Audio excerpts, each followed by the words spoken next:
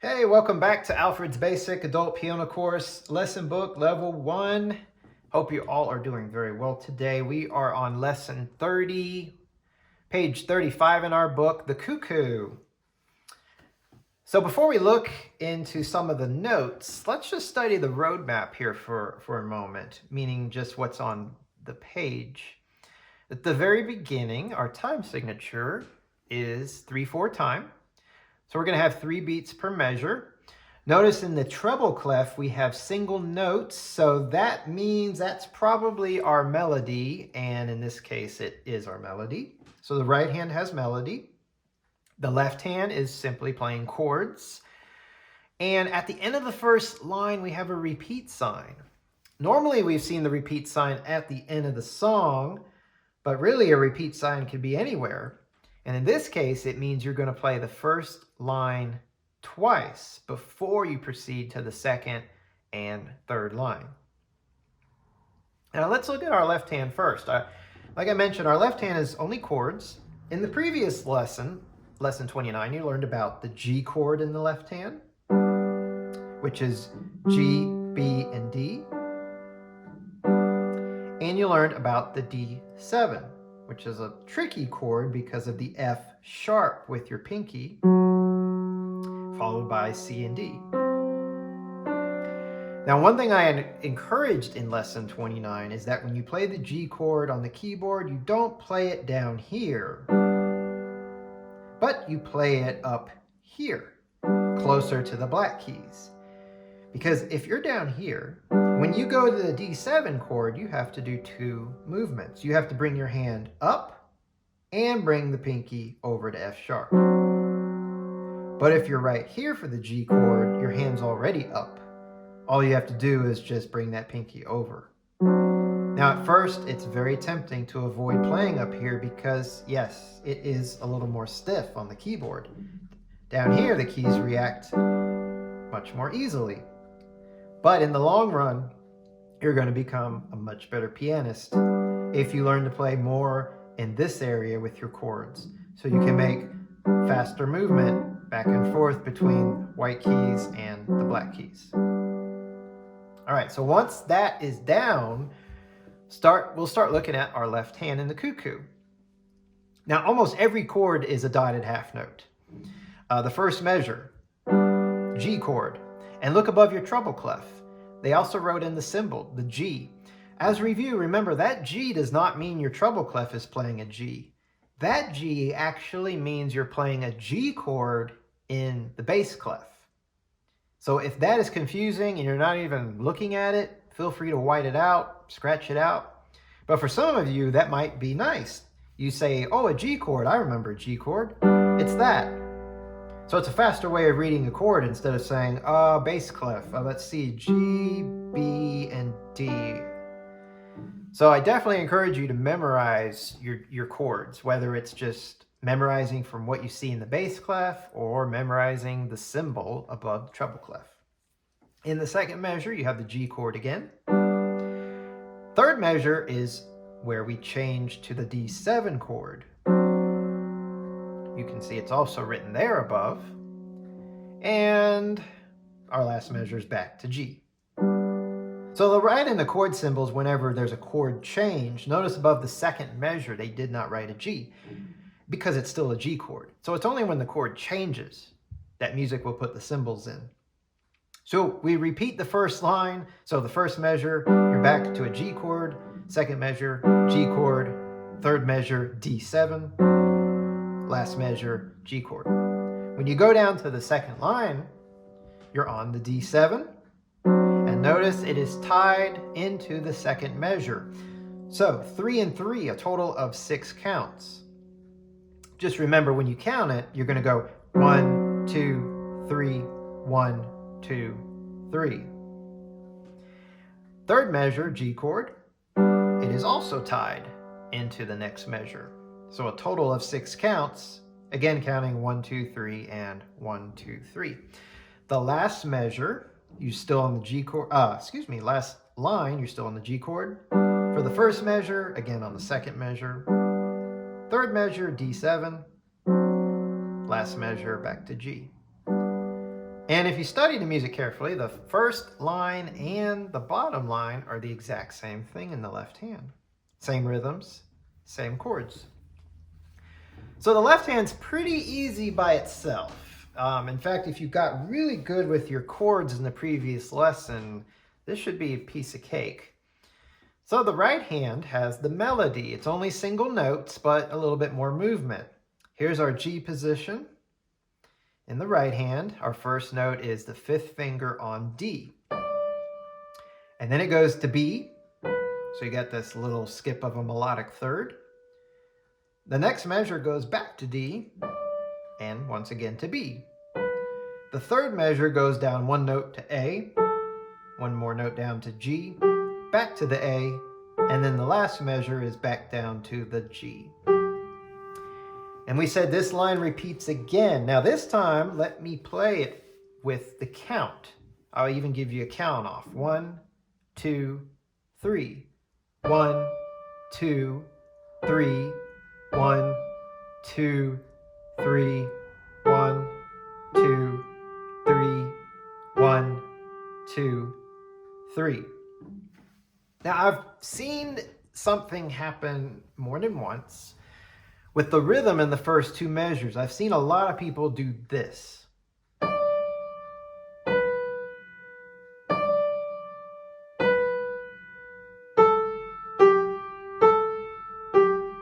Did you notice what I did wrong rhythmically in the first two measures?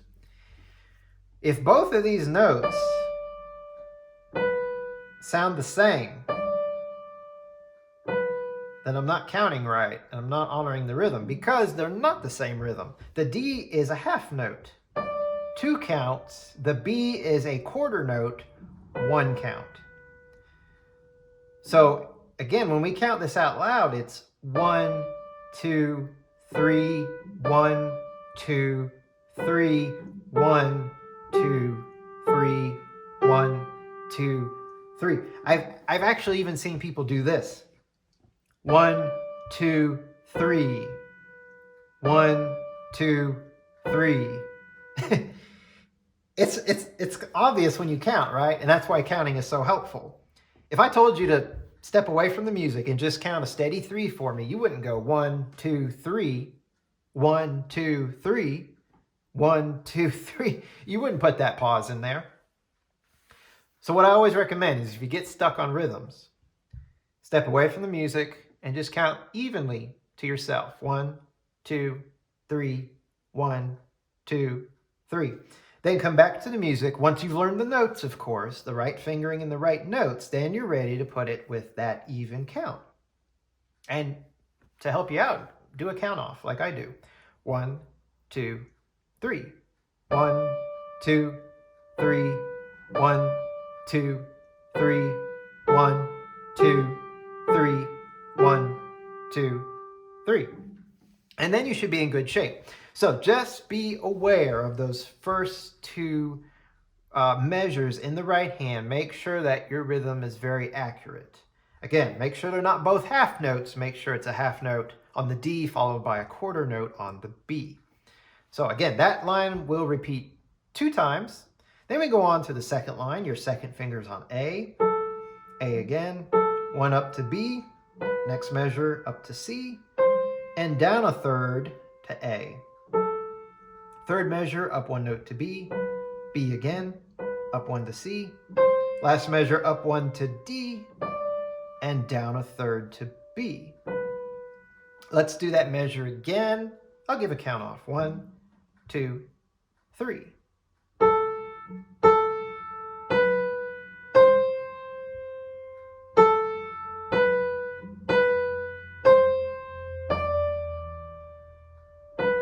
Again, make sure you're honoring those 2 half notes in measures 2 and 4.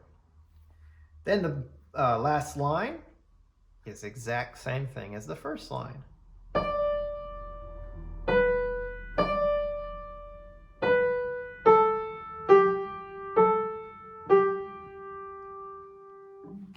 So the last line is the same in both hands as the first line. So once you've learned the first line, you've learned the last line.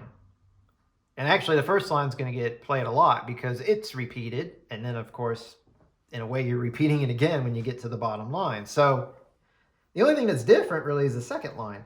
One more thing about the right hand. The only form of expression in this piece, aside from the mezzo forte, which is consistent throughout, average volume, is there are plenty of slurs written throughout the right hand. But notice almost each measure is slurred, or if not each measure, then maybe two measures at a time. On the very first line, measure 1 is slurred, but then the slur stops, and then measure 2, it starts again. So why didn't they just slur the entire first line? So to be specific, they're basically writing in these phrases. So as a review, a phrase is often where a slur begins and ends. It's like a musical sentence or a musical thought. If you're a singer, at the end of a phrase, you might take a little breath. Now, I want to clarify, a little breath. You don't want to pause your count. You don't want to do what I did earlier. 1, 2, 3, break. 1, 2, 3, break. You're still going to have the steady beat. 1, 2, 3, 1, 2, 3. But what you can do on the quarter note is just before you get into the second measure, you can come off that quarter note just for a little bit of air, but the counting continues. So it goes like this. 1, 2, 3, 1, 2, 3, 1, 2, 3, 1, 2, 3. So I lifted off the B just a little bit before landing on the D, and that's my little breath. Okay, so you can add those in to take the music to the next level. If you play the entire line smooth all the way through, it's not really going to hurt it. But when you add those little details, that's kind of what separates, a beginner from more of a professional. So you might want to strive for that. I certainly encourage it. So the next step is now putting the hands together. This is where it gets tricky. Let's start at the beginning. So remember, you got the G chord in the left hand, D, 5th finger in the right hand. I'm not going to focus too much on the counting just yet. I'm going to focus on just getting the hands, fingers, notes together. So building this coordination between our hands. So here we are at the very beginning. Then the right hand moves to B. Same exact thing on the second measure. Now the third measure is where it gets difficult because the left hand and right hand change. The left hand goes to the D7 chord and the right hand goes to A. Now say you're playing along from the beginning and you're doing just fine, and then you get here and you're like, oh, what happens? Or maybe you get it, but you're finding that you really have to pause. You really have to slow down. You might say, look, I need to work on that spot. Let me go back to the beginning. But that's where you don't need to go back to the beginning. You know the beginning. Here's what I want to encourage you. I want you to go to the notes right before the problem spot, because it comes down to the transition of where you're coming from, where you're going to. So where we're going to is the third measure. The third measure is the D7 chord in the left hand, second finger A on the right hand. Back up to what you played on the beat before. So basically what we're saying is, where are you on beat 3 in measure 2? Well, your left hand's on the G chord there. Your right hand has the third finger on B. Okay? Play those together. Now go to beat 1 of the third measure and stop right there. Don't go any further, because going further is easy, and that's not the problem. We want to target the problem. Now go back again. Beat 3 of measure 2, beat 1 of measure 3. Go back and forth. Do this many, many times. You might drive your neighbor crazy with this. If you have a keyboard, I suggest putting on headphones now.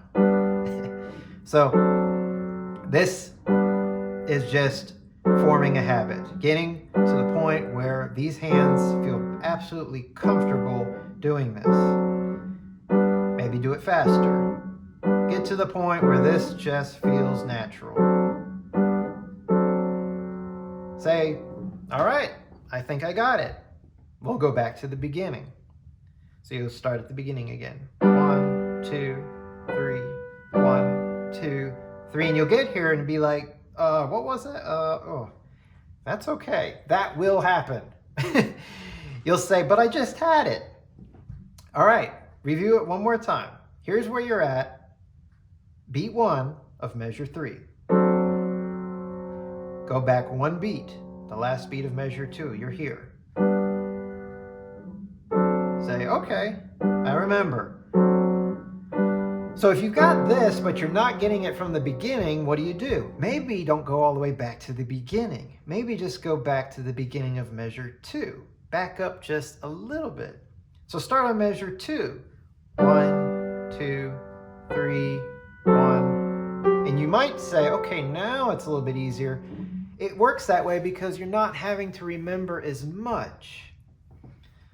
This may be the most important thing you don't only learn today, but you may learn for the rest of your piano career, because this is one of the smartest ways to practice.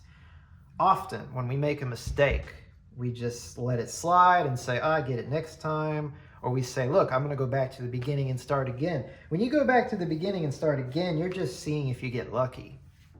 If we're honest with ourselves, right? We're just seeing if we get lucky.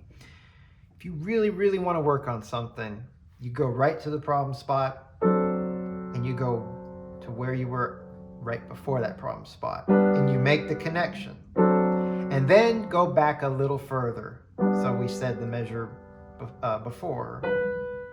Build it up, because then the focus is there. Even when you work on the problem spot and you get it, and then go back to the beginning, it's too much. You go back to the beginning and you worry about what all you've played at the very beginning. By the time you get to your problem spot again, you say, wait a sec, I forgot, because I was remembering all this other stuff. So you got to build it backwards. It's called backwards practice, actually. Sometimes, yeah, it may be a note at a time, but maybe a measure at a time. So I hope that makes sense, because that is very, very important. Again, not to just this song, but from here on out. So you might, when you play hands together, you may find that all the difficult spots are where the left hand changes chords. And it's not that the left hand is difficult, it's when you put both hands together. So when you go to the last measure on the top line, right here, you may find that that's a difficult spot. But when you break it down, it's the same thing. Start on that last measure. Go to the very last thing you played, which is beat 3 of measure 3. You're on the D7 chord in the left hand. Second finger A in the right hand. Play them together. Go to beat 1 of that third measure. Go back and go back and forth.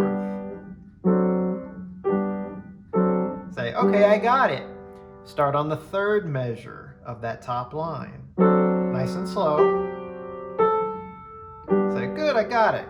Go back to the second measure.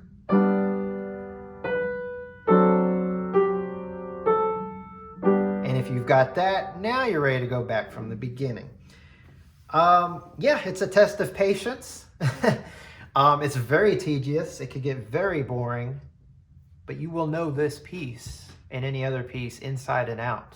And when it comes down to performance, you will truly know it if you can stick with this method of practice. So the next time that both hands change is when you go from the top line, and remember you're going to repeat that top line, into the second line. Both hands change. So you can do the exact same way of practice. Both hands will change on the second line when you go to the third measure. So at the end of the second measure, you're here. On beat 3 of the second measure, you're going into beat 1 of the third measure. Both hands change. Now when you go from the third line to the, when you go from the second line to the third line, it may not be too hard. Here's the last measure of the second line. And it's not that hard because your left hand doesn't change. But when you go to the third measure on the bottom line, both hands change. So wherever that left hand changes, those are the spots to practice.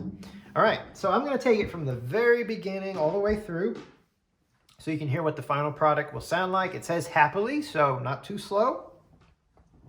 I'll give us a little count off. 1, 2, 3.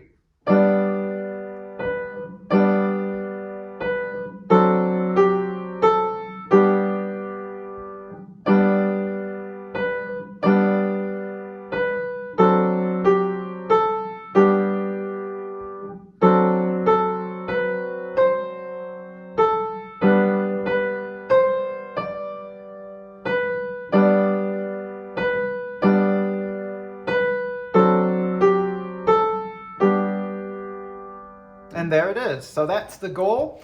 But first and foremost, accuracy. And like I said, your left hand by itself is going to be pretty easy. Your right hand's not difficult, but putting the hands together is where the challenge lies. And most likely it's the measures where the left hand chord changes. So whenever you're having trouble with both hands, it's not really necessary to go back and practice hands separate. Some people will tell you to do that, but I think once you're at the point of getting the hands together, just stick with hands together. Remember to go very slow if you get in trouble, and remember to do what we said earlier. Wherever that problem spot is, back up to the measure, or more specifically, the beat right before. Practice going from the beat right before into the spot that changes. All right, so I wish you all the best with this piece. And I will see you in the next video, lesson 31.